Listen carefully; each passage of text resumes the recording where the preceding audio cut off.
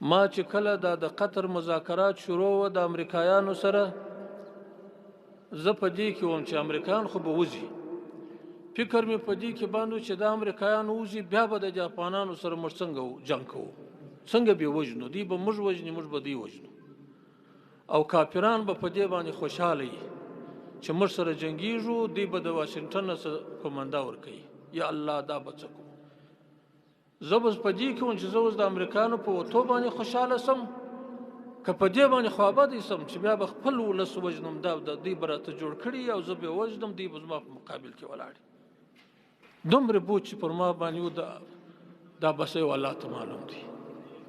ما وویل د مجاهدینو ته مې وویل دا مشران مې جمع کړي و، دا مولوي صاحب هم نور مشران هم مالکه دغه خلکو، دا ورته وایي د الله په خاطر چې کښر دی توپک، نور د دې کافر په کومنده مځي.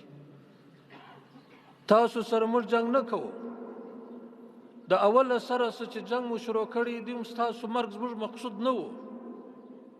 موږ صرف درته ویل چې موږ کافر سره علاقه مخه علاقه، موږ دا کافر سره پرېږده، اوس چې موږ کافر سره پرېږدي، خو مخ ته دې څوک نه درېږي.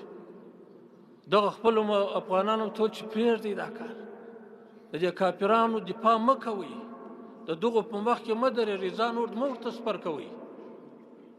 وګورئ که دغو خلکو ورته ووایي چې بس جنګ پرېږدئ، تاسو په عفو ده، هېڅ حساب نه در سره کوو.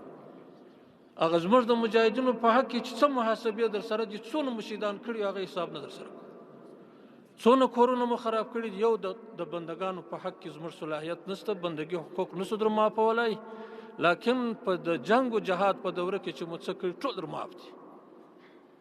نه غواړو د افغانانو بدمرغي، د افغانانو ستړیا، د افغانانو پریشانی، دا زموږ د اعصابو پریشانی ده.